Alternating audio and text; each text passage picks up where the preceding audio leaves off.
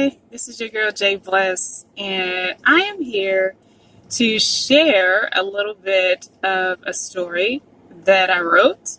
And the story is not by chance. It's actually the first book from the Chance series. It's the first book that sets off the series. And I want to make sure that there's a disclaimer alert because it's a romance erotica book, and make sure the children are not around. So the language, the scenes can get pretty out there. So without further ado, I want to thank you all for joining me. And I'm going to be reading chapter 1 from the point of view of, initially from the point of view of Drew. And let's see. Well, let me just read it. The setting is set in Atlanta. And Andrew Rod is the male. In the story, he's the sexy billionaire that has a thing for a female by the name of Jasmine Chance. And this is going to be her senior year as a college student. And so she's finishing up, and he's 2 years older than her. So anyway, let me dive on in to Not by Chance by your girl Bliss. It's been over a month, and this chick still has yet to recognize me. That ass is a 10, you feel me? She must be into women, because what female can diss me? My childhood friend and frat brother Romel Adcock turns sideways and looks away, bothered by my self-admiration. I run my hand across my face. Yeah, I look good. The ladies can't resist. This face and my big dick is what landed me in trouble 2 weeks ago with Amelia Sasso. Her ass is fat, but it was a fat mistake to be nearly dipping in her pussy. I've fucked with some crazy ones before, but this chick showed me another side of Italy. Thinking about it makes bowel come to my throat. Romel relaxes, sitting back on the gray Aubrey sofa. Bruh, I think you are feeling yourself a bit too much. If you quit searching for ass that looks like a mansion was built in it, you would possibly meet someone. Dating outside your race is not a big deal. You just didn't fall for her type. Italian is not your preference. Why Romel is sold on affection is beyond me. I squint at him with a scornful smile. I'm holding everything in not to lash out at this bullshit. Wrong.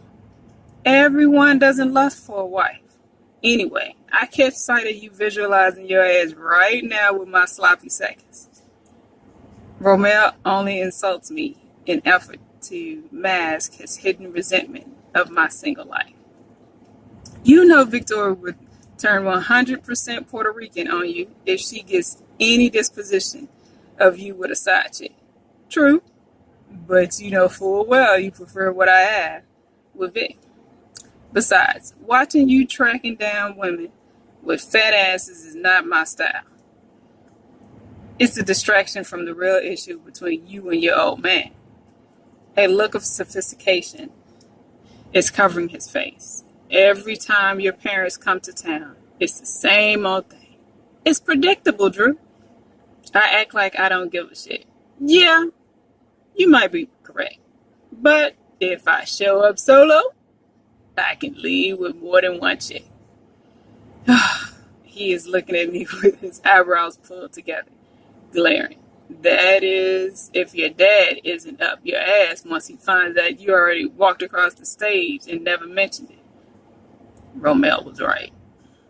I graduated a few years ago and hadn't told my peeps.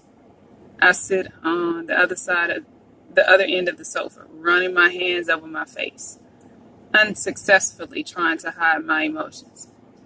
After the big announcement at my father's soon-to-be rival company, he will happily leave me the fuck alone. A mocking laugh echoes from Romel. Drew, you still think your dad will respect you after this stunt? You need to stop playing and man up with your oogling ass. Yeah, you're right, but I'm going on with my plan. Romel sees through me. He knows the friction with me and my parents. I need to get away from their wicked ways. Drew, just let Victoria hook you up. She has a nice looking roommate with a perfect body. Wrong. That sounds sensible. Laughing at his description, I shake my head. But I'll pass. Nice looking is code for ugly. I'm not interested in getting to know anyone right now or babysit Victoria's friend. I'm climbing the charts, and the last thing I need is a nagging Nancy. Plus, it produces chaos. If I've learned anything at all from my parents, emotions are dead. I perch my feet up on the coffee table, crossing them at the ankles. Besides, why should I deny all those that haven't had a chance to encounter this face? The ladies can't refuse me. Romel howls at my judgment and props his dogs in the air. Bruh, get over yourself. This girl will have you on your kneecaps just to get her first name. I make every effort to fight back the question, but I'm hopeless. I raise my eyebrow and want to know. Do you think Victoria will invite her for me? Oh my gosh. He goes through all of that, but he's interested. Romel shakes his head laughing, seeing right through my bullshit. Certainly. She does everything for me. Wrong. If this doesn't work, fuck, my old man will be here soon. The one and only condition to hold him off my ass is having eye candy in view to sidetrack him from probing questions. Drew, haven't I always bailed you out? Particularly when it comes to your parents. Ever since we were in 5th grade, your pops wished he was my father. Ever since I made that profile of him as my role model. Fuck you, Rome. As much as I hate hearing Romel tell this story, he's right. My old man has never been keen on me being his son. Mostly he has been competing against me my entire life. It doesn't help that my mom has been bragging on the subject of me studying overseas, even though her whole scheme is to make me take over and expand the fashion company she began when she was 18. It irks my dad to picture me following what she prefers instead of what he commands. Neither one of them understands. My father has always been a wealthy businessman. The days he spent with me, his so-called business associate came in wearing what seemed like a prostitute's attire. He conveniently shut the door on numerous occasions after he would greet Miss D. Outlaw with a kiss on the mouth. I started bringing toys that made shrill noises. That is until I was old enough to bring my headphones to shut out the heavy moaning coming from the office. The weekends, when he was home, he still wasn't available. He never bothered to share anything concerning himself with me. He did show me how to be unfaithful to a woman. It's the one thing I've learned from him. I have no idea what sorts of problems confronted him, what he felt like growing up, or what it meant to him to be a man or a father. I've had to develop myself or make it up as if I know. And that leaves questions, not ever knowing if I got it right. It terrifies the shit out of me to allow anybody in based on the smudge vision of the defective relationships I have with both my parents, but chiefly my fatherless relationship. But it's cool. I succumb to the idea that I just don't get involved, and I'll never have kids. Hell, I'm 24 years old. I'm a 24-year-old grown man. Romel has always been the only person I was open to talk to without judgment. I guess that's why he was like a brother to me. Way before I pledged, we pledged the same fraternity. He sat moving his head in regard, as always, when I vent about my parent. I don't know, Drew. Both of your parents are influential figures back home in Dallas. Yeah, they are major entertainers. How many occasions was my pop there. Any of my technology events, I cross my legs, taking my feet off the glass table and sit up at attention. Don't worry, I'll wait. Romel stares at me as if in deep meditation. I can't recall. How many times did my pops and mom show up for a science event? I'll answer for you. 0. Wrong. My parents are selfish and only show up if it makes them look good or can be used to promote them in any fashion.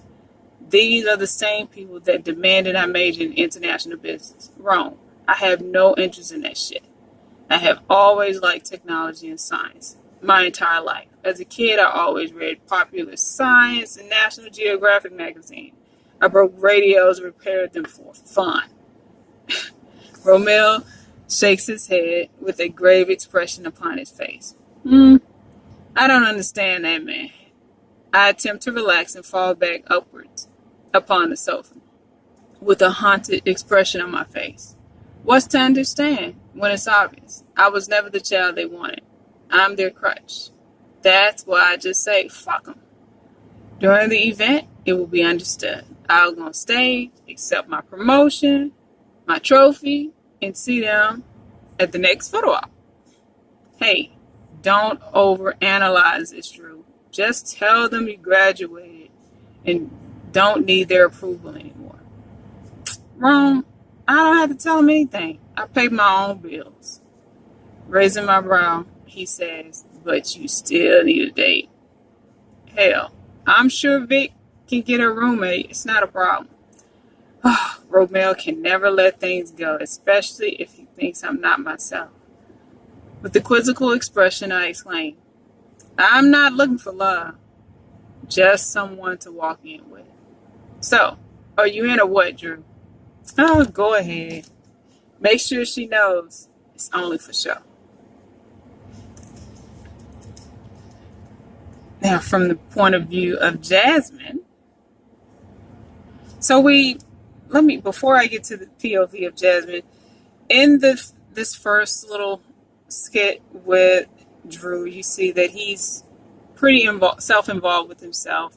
He has a strange relationship with his parents. He's a bit confused. He's really not understood. And so now let's see what's going on with Jasmine. I stroll into my apartment and Victoria is dressed in a catsuit, purring like a kitten with a whip in her hand. On the table lays Romel and a leather thong. By this time, I'm pissed. Are you serious? I eat on this table and your ass cheeks are scattered across my furniture. You two need to leave. Victoria's mouth drops once she realizes I see her holding the whip. Jasmine, I'm so sorry. I was not expecting you home. I stumble across the floor towards my bedroom, avoiding further eye contact, and exclaim, well, I am now. Romel runs to the bathroom. Victoria throws the whip out of sight towards her bedroom and hurries after me to my room, looking like a cat woman, begging for mercy. You are right. I am the worst roommate ever. Go with us to a dinner affair. In the process of Victoria apologizing, she thinks now's the perfect time to ask me to tag along with them. We both lose it with a hysterical scream. I can't accept you in this attire, urging me to join you two at a dinner party. I gasp for air. Victoria, not a good look. I gasp, Mick. Sorry about that. I lift my brow. Seriously, at this rate, your proposal sounds similar to a demand. Do I honestly wish to find out what sort of dinner party it will be? I am not into swingers. She can be such a blonde sometimes, although she stands here gorgeous with her waterfall thick black hair that is well below her waistline. She is her mom's twin. I promise you, if I'd never met her dad, I would be clueless to the fact that she is biracial. But the only time I hear her speak Spanish is when she is burning hot, mad, or scared.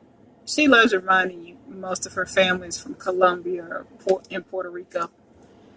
With a straight face, Victoria laughs and says, "Come on. I was only messing around with Romeo. Come on, you know how we do."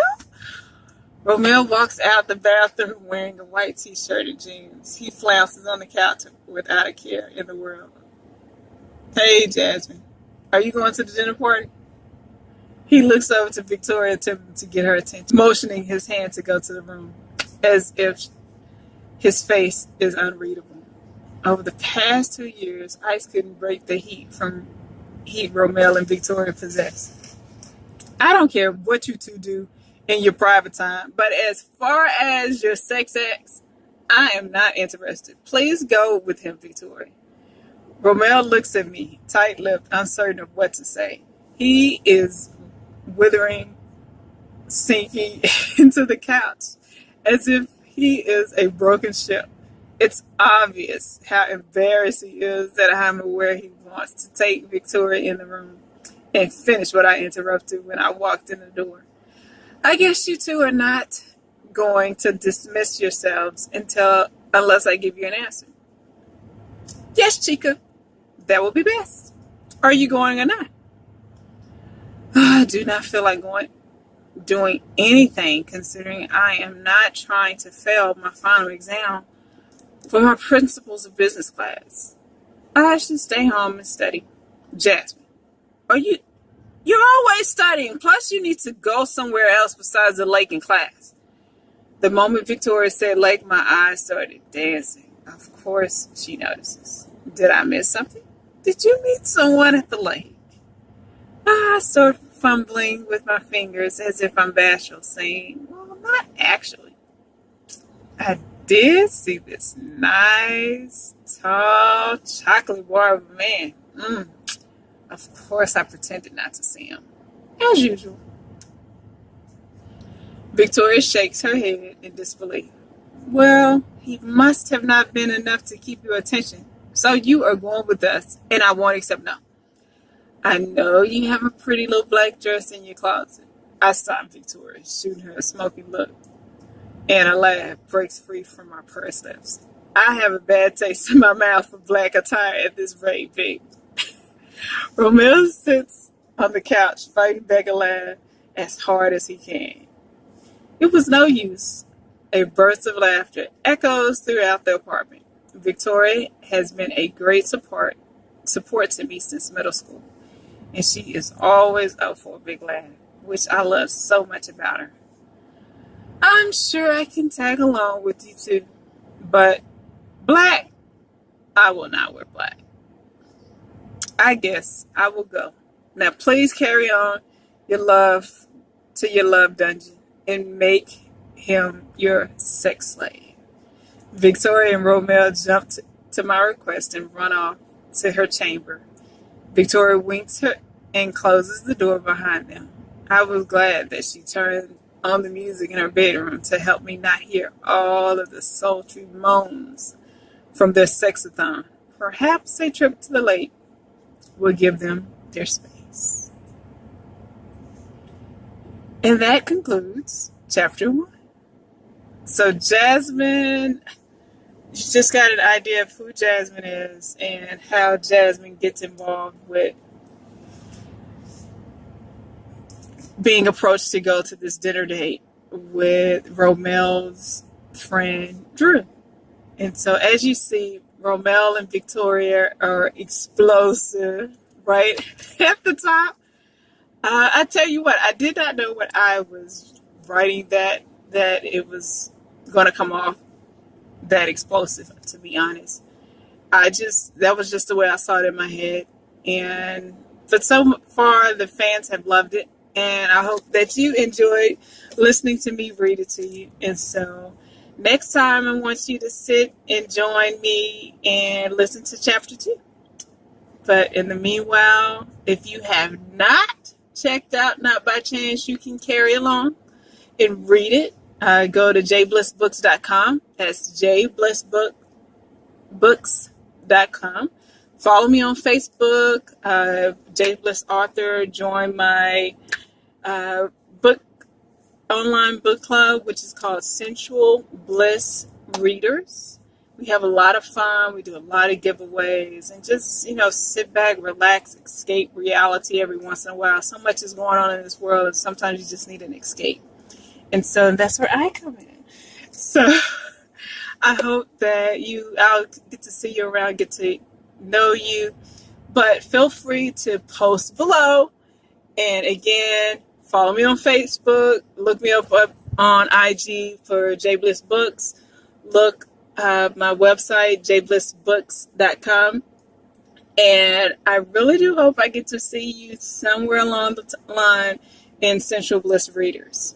So again, thank you for stopping by, and you have a sexy day. Keep it sexy, sweethearts.